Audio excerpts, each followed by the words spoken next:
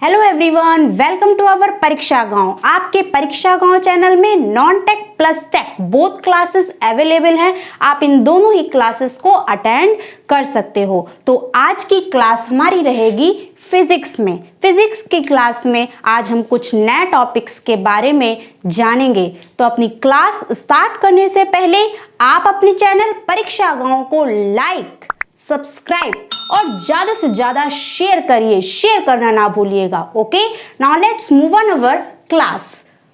Okay, तो आज हमें फिजिक्स में क्या पढ़ना है, तो उसमें हमारा पहला टॉपिक जो है वो है हमारा स्पेसिफिक वेट, जिसको हिंदी में हम क्या कहते हैं अभी आपको पता चल जाएगा। तो आज हम क्या पढ़ने वाले हैं, स्पेसिफिक वेट क्या होता है, जिसको हम हिंदी में विशिष्ट भार के नाम से जानते हैं। ओके, तो जानते हैं हम विशिष्ट भार आखिरकार होता है तो है क्या। ओके, तो ये कुछ और नहीं, किसी भी आप पदार्थ को ले लीजिए, उसके एकांक आयतन में जितने भी अणु उपस्थित होंगे उनके भार को ही हम क्या कहते हैं, स्पेसिफिक वेट। इट मीन्स विशिष्ट भार के नाम से जाना जाता है। इसको हम मैथमेटिकल एक्सप्रेशन में अगर एक्सप्रेस करें तो हम क्या कह सकते हैं,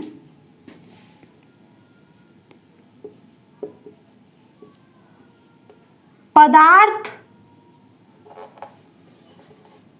में उपस्थित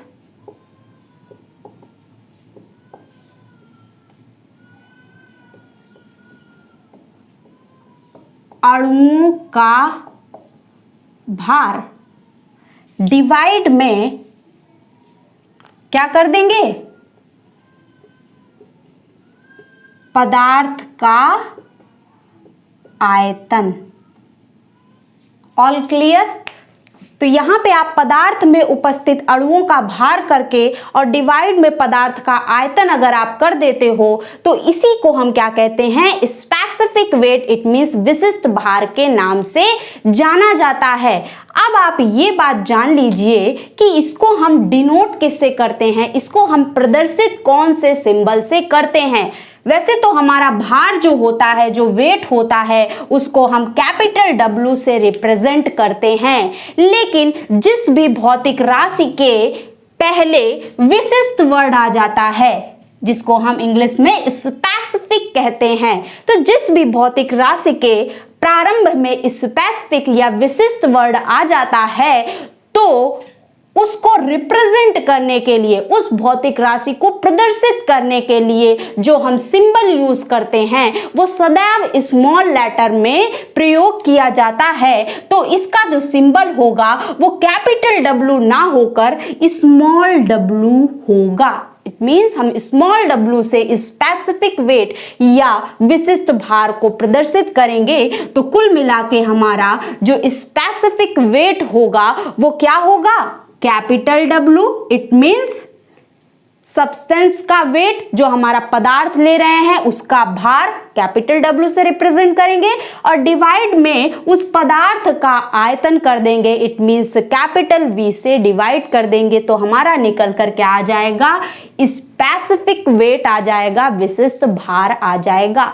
क्वेश्चन में आपको पुटअप किया जा सकता है कि स्पेसिफिक वेट बताइए, लेकिन गिवन में आपको वेट या वॉल्यूम ना देकर अगर आपको क्या दे दिया गया है, रो दे दिया जाए, इट मींस घनत्व दे दिया जाए, डेंसिटी दे दिया जाए, तब आप कैसे स्पेसिफिक वेट को कैलकुलेट करोगे। तो कुछ और नहीं आपको करना पड़ेगा। आपको पता है कि डेंसिटी इज इक्वल्स टू क्या होता है, मास पर यूनिट वॉल्यूम होता है। इट मींस द्रव्यमान बटा आयतन होता है। यहां पर आप क्या कर दो,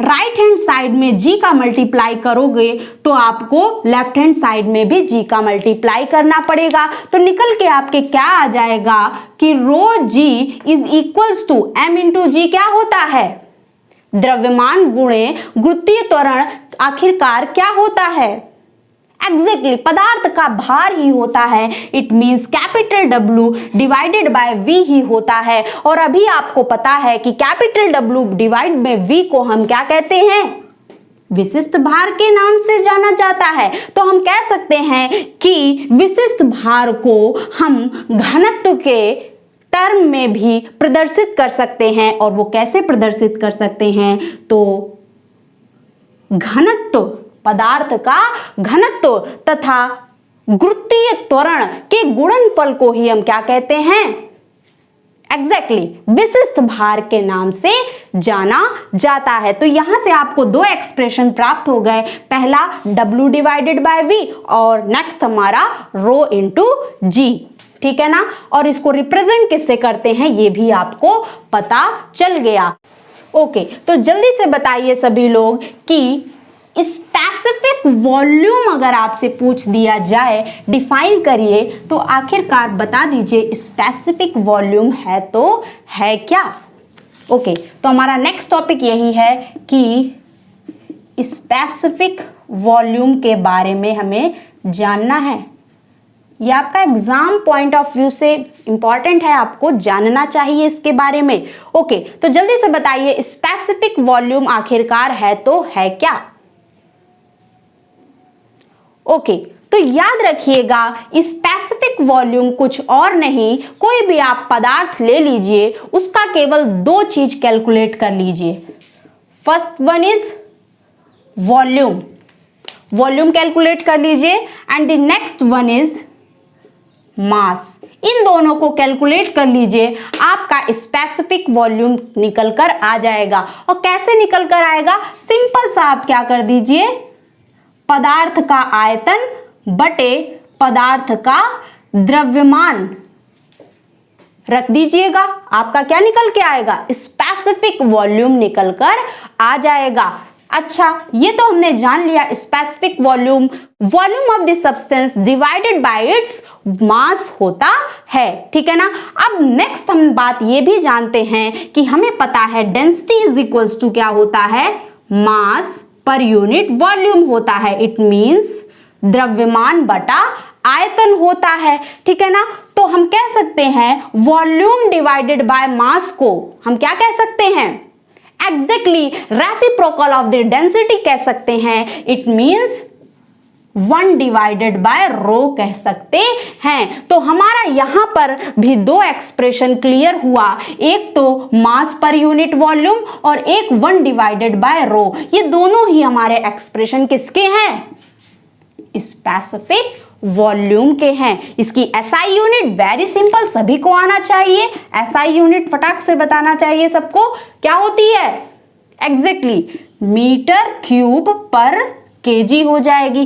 जल्दी से बताइए इसका डायमेंशन क्या होगा, एग्जैक्टली क्या हो जाएगा, मीटर क्यूब के लिए हम क्या लिखेंगे, L की पावर 3 और डिवाइड में क्या लिखा है, केजी। तो क्या करेंगे हम m टू द पावर -1, लेकिन इसको इस तरह से हम एक्सप्रेस नहीं करते हैं। हम कभी भी डायमेंशन को एक्सप्रेस करने के लिए MLT के फॉर्म में रिप्रेजेंट किया जाता है। तो हम इसको कैसे एक्सप्रेस करेंगे, एग्जैक्टली पहले हम क्या लिखेंगे, m का टर्म लिखेंगे, m टू द पावर -1 हो जाएगा, L to the power 3 and T to the power 0 भी हमें लगाना है। तो ये इसका क्या हो जाएगा, डायमेंशन हमने तैयार कर लिया। ओके, तो अब हम जानते हैं अपना नेक्स्ट टॉपिक जो कि बहुत ज्यादा इंपॉर्टेंट है, सभी को ये सारे टॉपिक्स क्लियर होने चाहिए।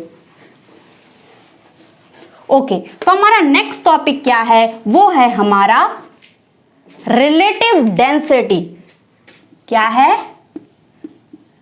रिलेटिव डेंसिटी, जिसको हिंदी में हम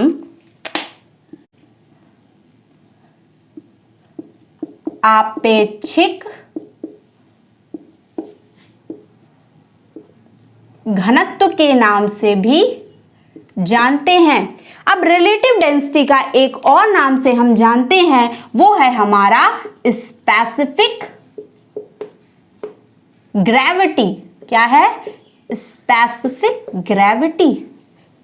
इट मीन्स आपेक्षिक घनत्व कह दीजिए या फिर विशिष्ट गुरुत्व। ठीक है ना। तो चलिए जानते हैं कि रिलेटिव डेंसिटी या स्पेसिफिक ग्रेविटी आखिर है तो है क्या। ओके, तो एग्जाम्पल से समझते हैं।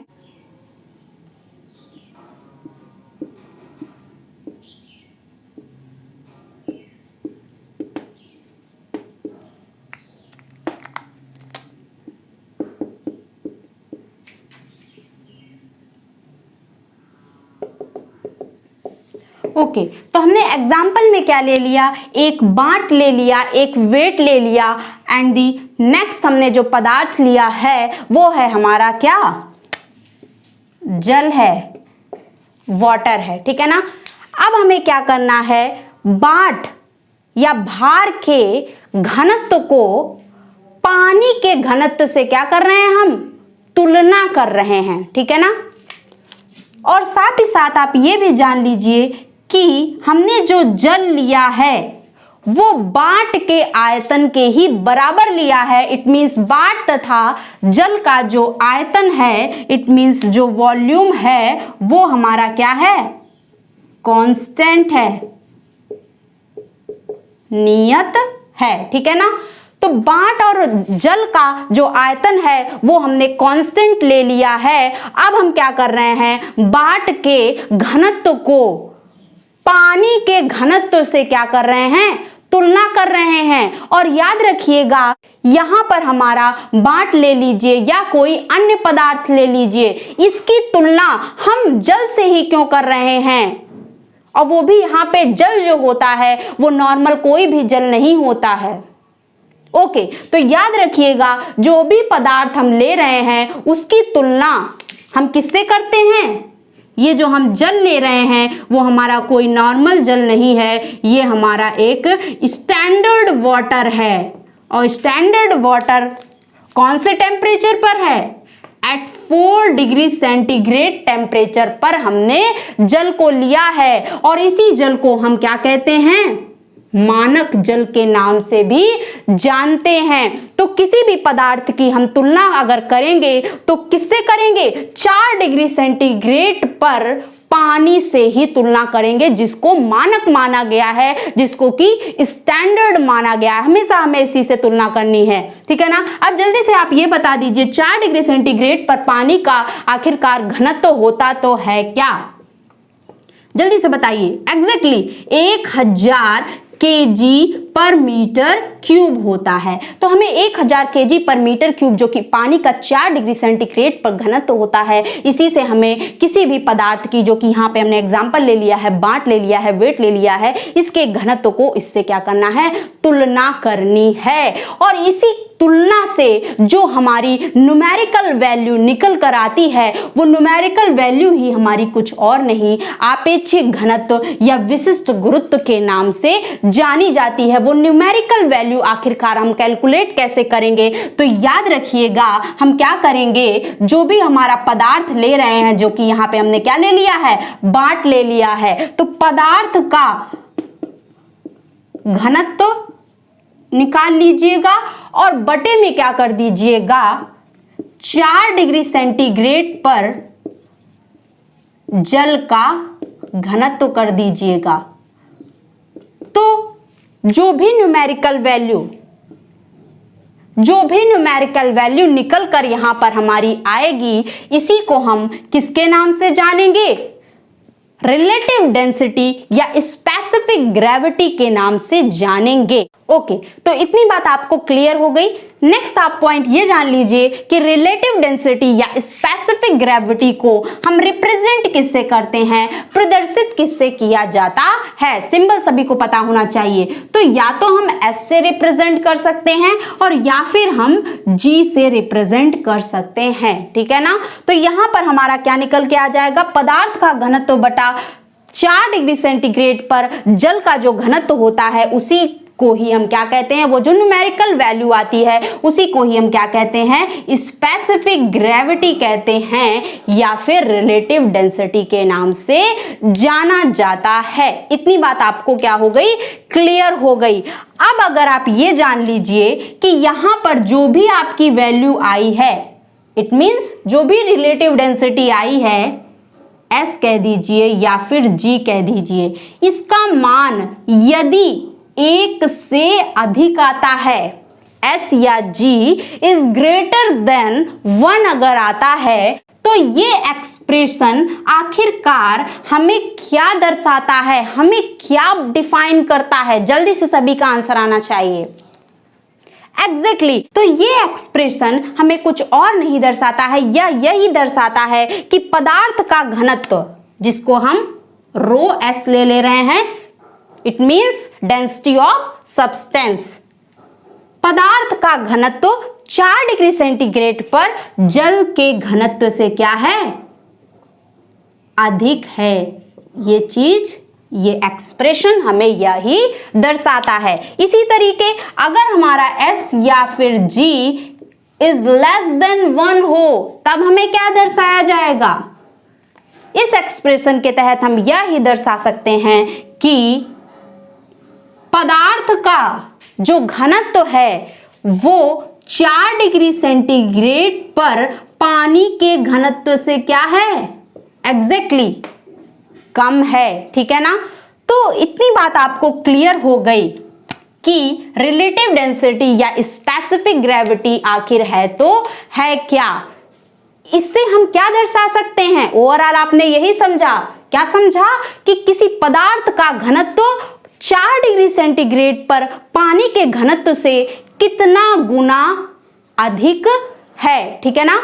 तो ये हमारा क्या दर्शाता है, रिलेटिव डेंसिटी दर्शाता है। ओके, तो अब हम जानते हैं कि रिलेटिव डेंसिटी या स्पेसिफिक ग्रेविटी को स्पेसिफिक वेट से कैसे रिप्रेजेंट करते हैं। ओके, तो चलते हैं, जानते हैं।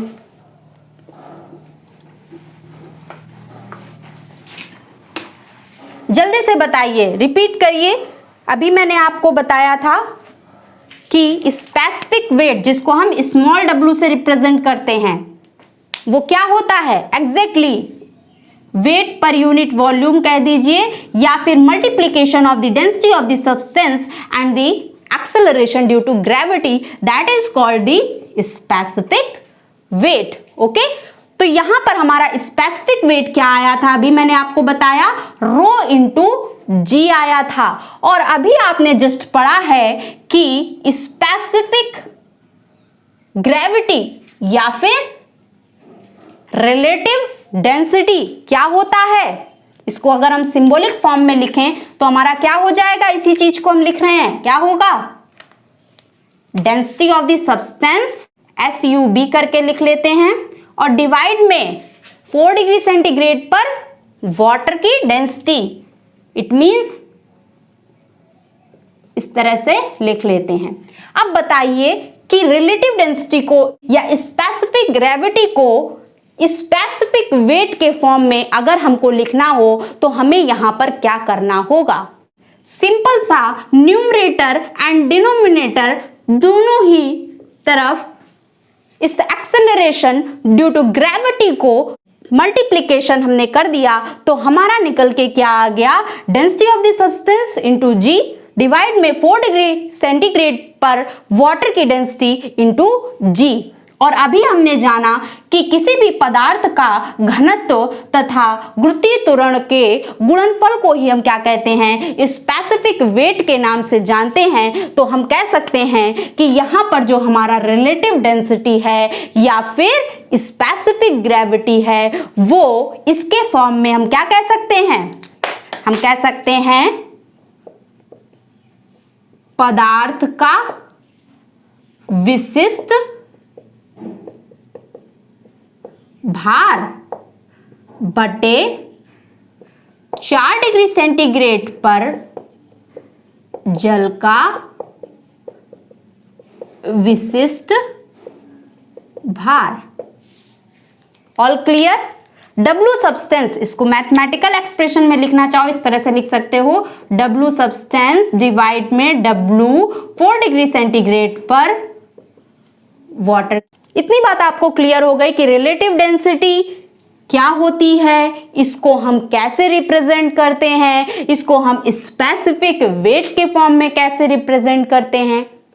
ओके, तो अब आप हमें यह बता दीजिए कि स्पेसिफिक ग्रेविटी या फिर रिलेटिव डेंसिटी की यूनिट क्या होती है, मात्रक आखिरकार क्या होता है, और साथ ही साथ वीमा बता दीजिए। जल्दी से सभी का आंसर आना चाहिए।